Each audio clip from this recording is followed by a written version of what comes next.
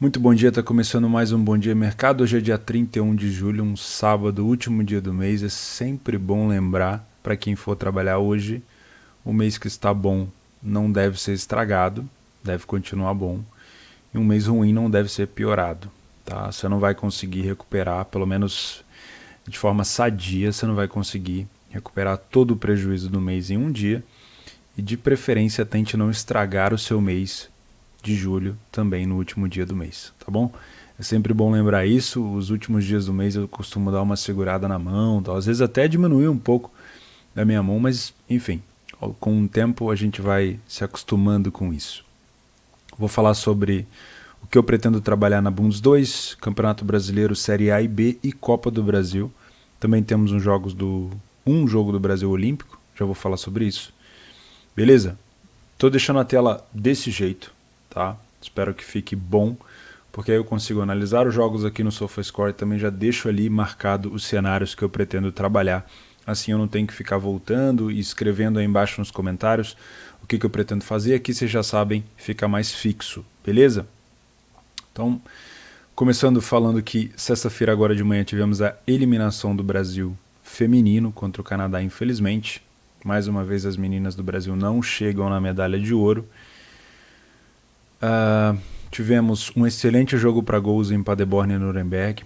Longa exposição aqui foi interessante de se trabalhar para quem tem método, tá? Aqui demorou até para sair o segundo gol, mas quando saiu de rajada, logo dois. Deu para manejar a posição ali e depois saiu um gol no final.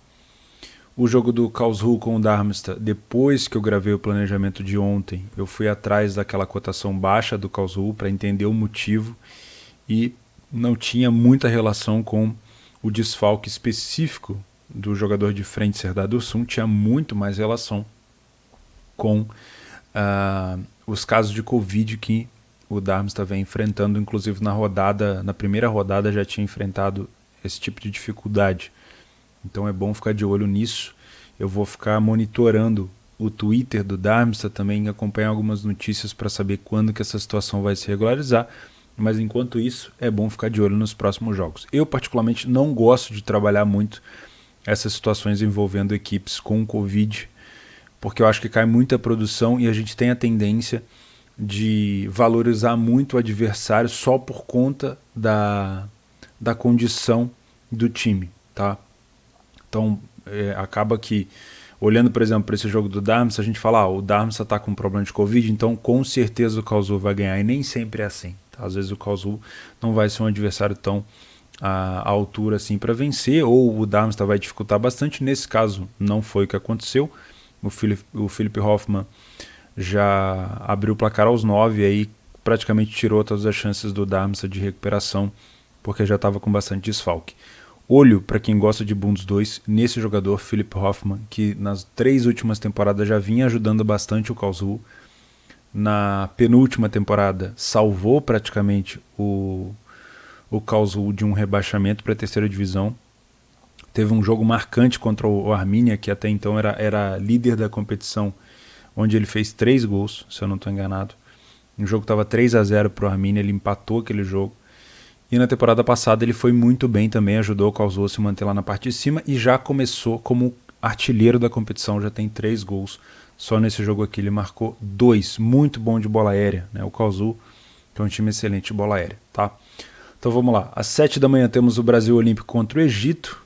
O Brasil foi muito bem na fase de grupo, se eu não me engano foram 2 vitórias contra a Alemanha e Arábia Saudita e um empate contra a Costa do Marfim. Costa do Marfim classificou, a Alemanha acabou ficando de fora. E o Egito, se eu não me engano, ele empatou com a Espanha, ele perdeu da Argentina, que foi eliminado, e ele ganhou da Austrália.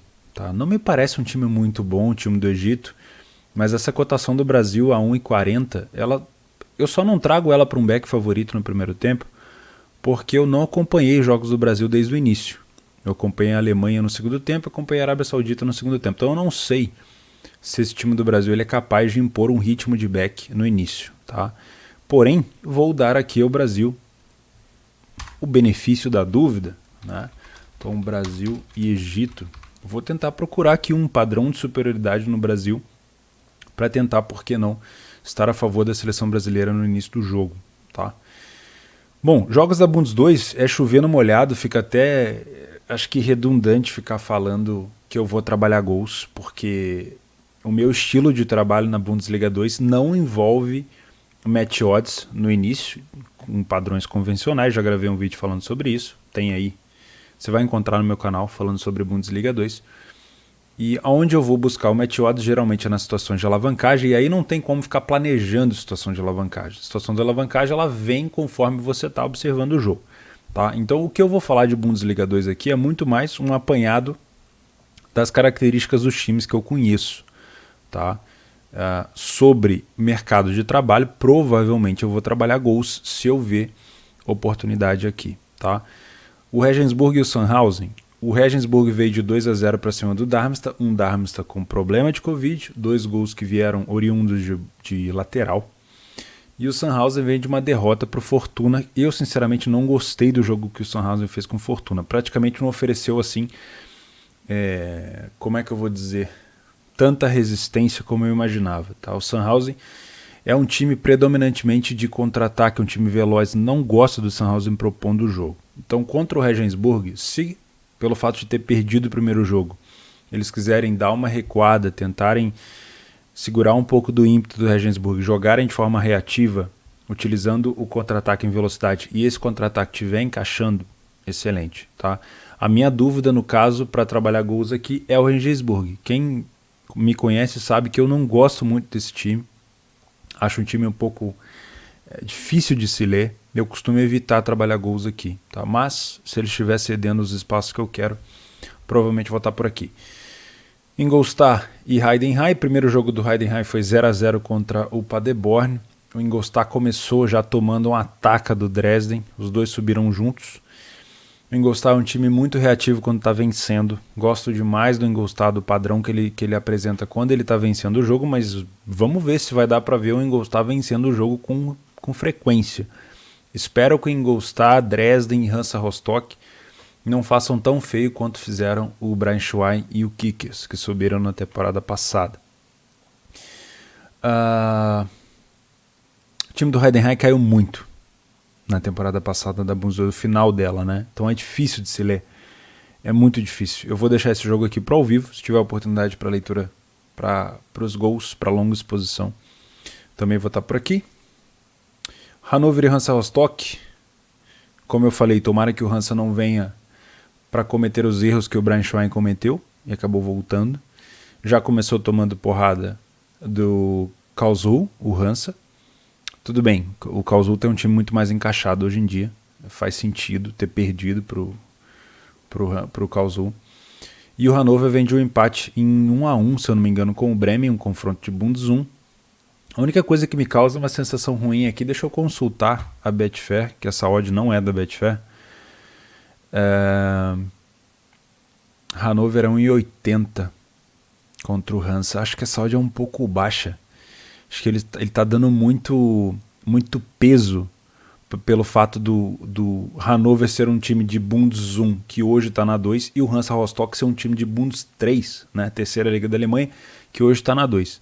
Acho que é isso, é a questão de peso de camisa, o fato do Hannover ter mais experiência, tá? Mas eu vou colocar aqui, não que eu não vá trabalhar gols, provavelmente se tiver oportunidade eu vou, mas eu vou colocar uma possível correção de preço aqui no jogo do Hannover, que eu acho que essa cotação, dependendo de como o Hansa Rostock entrar, pode vir a corrigir, sim senhor.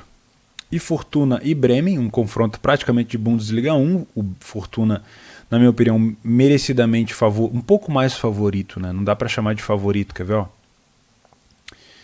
Tá 2,40, né? Aqui na Betfair. Então é um confronto parelho, mas tem um leve favoritismo para o Fortuna, e esse favoritismo ele é justificável pelo momento, né? O Fortuna ele está bem encorpado, ele já passou uma temporada inteira aqui na segunda divisão da Alemanha, na segunda liga, sabe já como é que, né, os adversários que vai enfrentar, tem mais conhecimento sobre isso, como que deve jogar, e é um time que vem melhorando, e na minha opinião ele vem galgando o espaço já para tentar voltar para a Bundesliga 1, um time muito bom de forma reativa, muito bom de bola aérea, consegue propor o jogo quando é favorito, quando quer fazer. Então na minha opinião é um bom jogo sim para explorar bolas aéreas. O Werder Bremen não é um excelente time de propor jogo, acaba explorando muito a questão de bola aérea também, com alguns jogadores específicos, nem todos são bons, mas a gente pode ter espaço para gols. Mas eu não vejo assim um longa exposição tão longo. Talvez vai algo para 3 gols. O Bremen me tira bastante essa vontade de trabalhar gols quando eu faço jogos deles. Fluminense e Criciúma. Aqui nós temos a odd do Fluminense de 1,25, mas essa cotação aqui na Betfair, ela está... Deixa eu dar uma olhada. 1,34. Vai ter um gap ali. 1,30. Vamos botar 1,36. Vamos fechar 1,36. O que eu vi do Fluminense no primeiro jogo foi horrível. O Fluminense jogou muito mal fora de casa. Muito mal. O Fluminense teve uma correção brusca. Para quem me acompanhou no Telegram, eu fiz até um comparativo entre Fluminense e Grêmio. Foi uma correção brusca e merecida. O Fluminense jogou nada no início. E no segundo tempo também não jogou muita coisa não. Melhorou um pouquinho porque o Criciúma recuou muito. Mas poderia... O 2-1 foi um resultado muito bom para o Fluminense.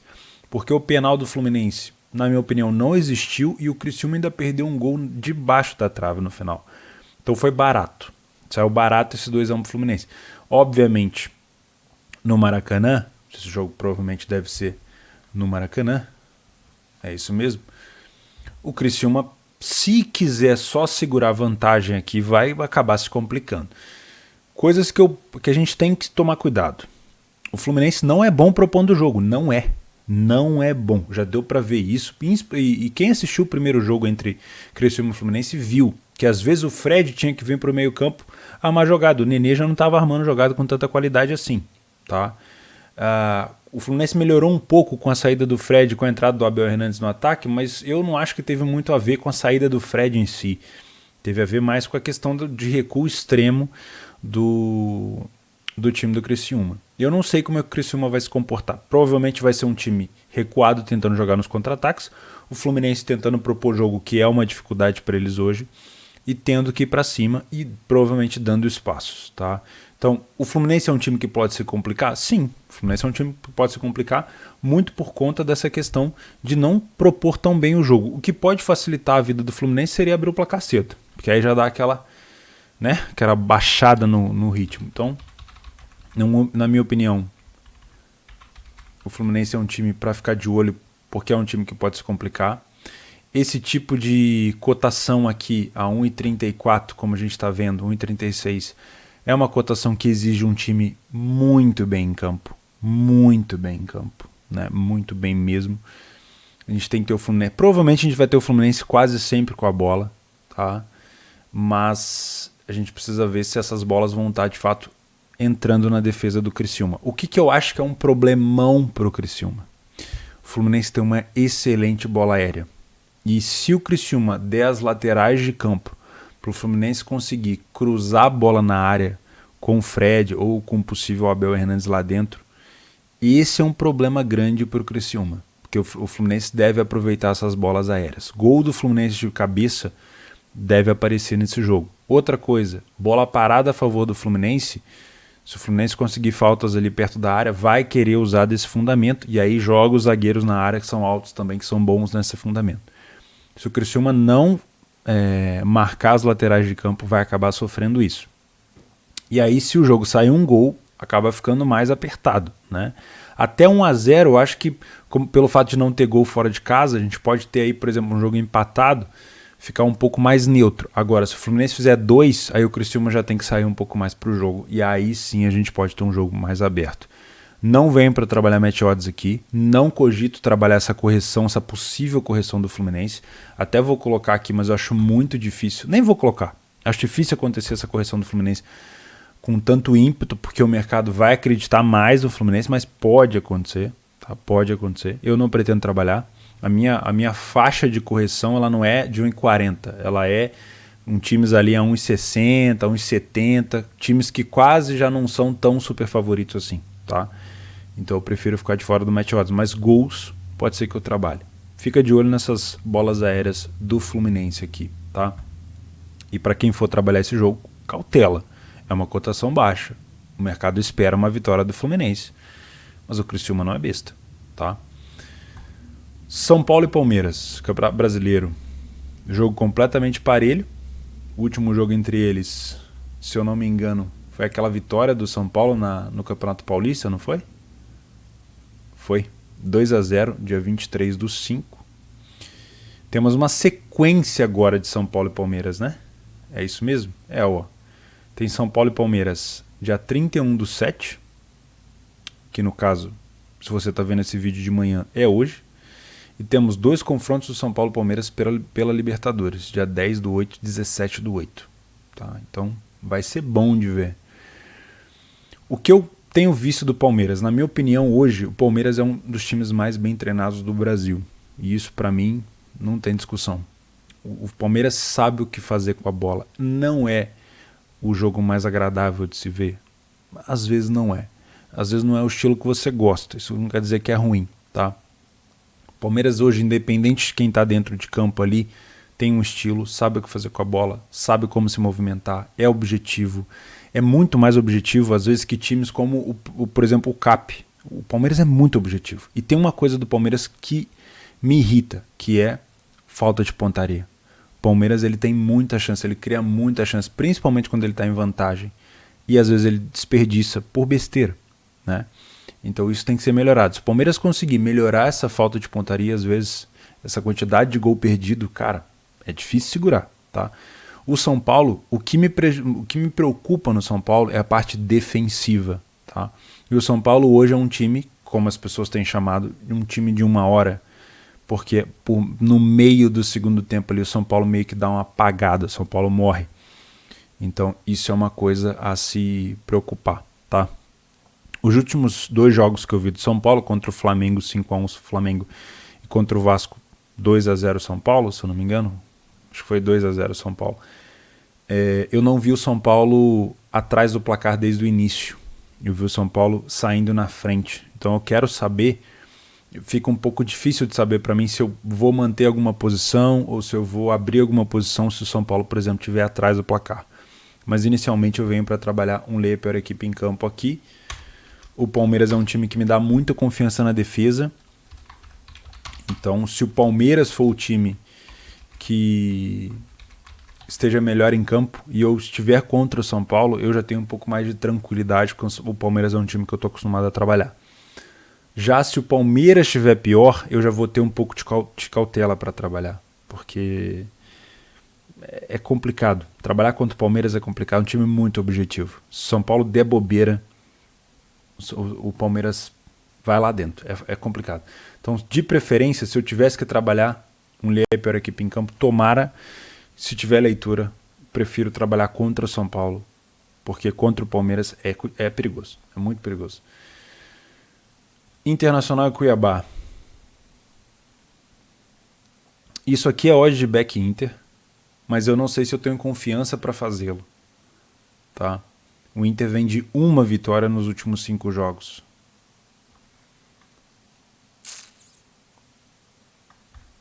É complicado. Porque qual o cenário que a gente imagina para esse jogo? O Internacional com a bola. O Cuiabá sofrendo pressão ali e cedendo a bola para o Internacional e tentando jogar no contra-ataque. Se esse é o cenário esperado, muito difícil a gente ter uma correção do Inter. Então, trabalhar contra o Inter já é complicado. Tá? Para que a odd do Inter corrija, tem que ter 2 fundamentos. O primeiro seria sequência de contra-ataque do Cuiabá.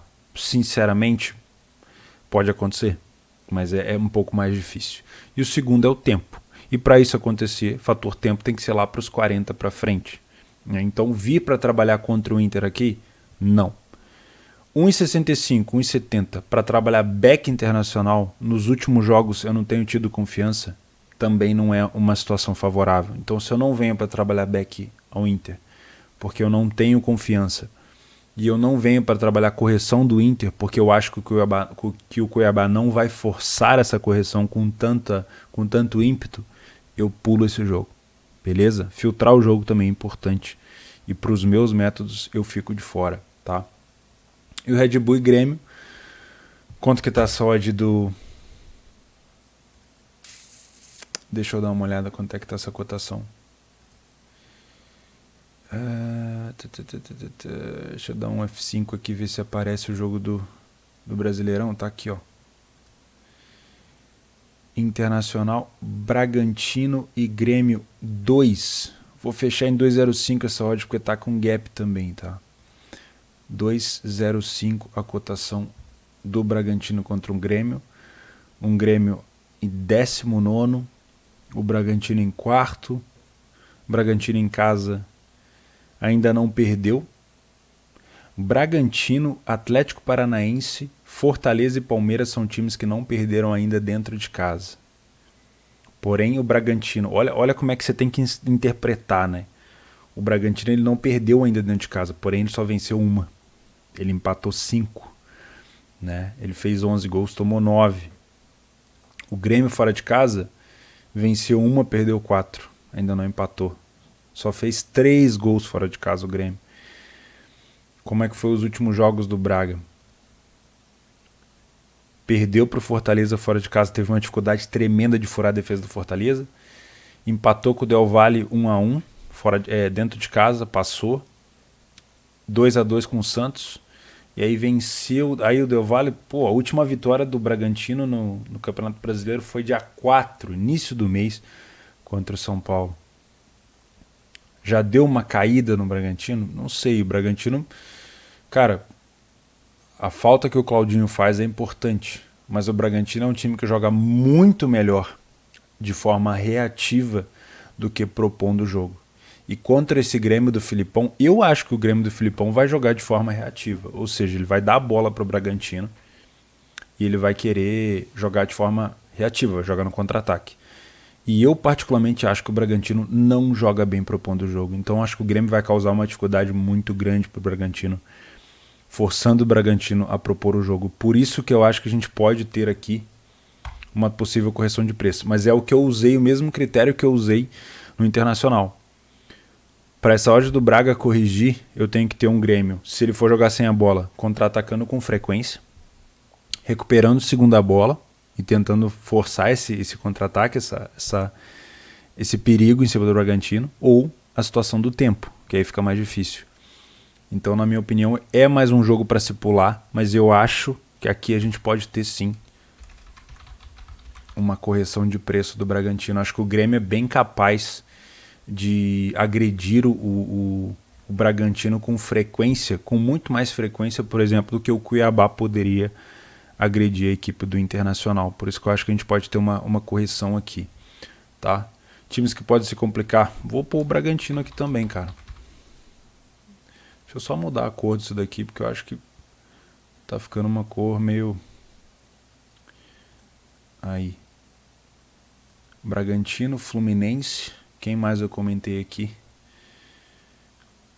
O Hannover. O Hannover. Com certeza o Hannover. E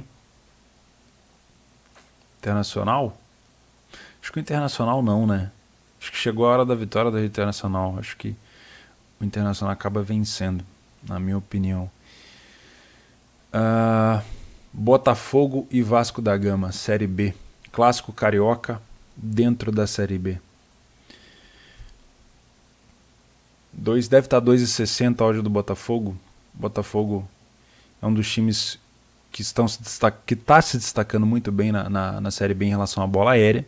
Ainda tem que resolver um pouco esse problema na parte da defesa. Eu sou um eterno crítico ao Botafogo na parte defensiva, mas aos poucos ele vai tentando melhorar. O Vasco, depois da chegada do Lisca na Série B, foi acho que 4-1 para cima do Guarani, exatamente. Essa derrota para o São Paulo aqui era um jogo difícil de Copa do Brasil, é difícil você conseguir manter o foco nas duas competições. O Vasco precisa voltar para a Série A.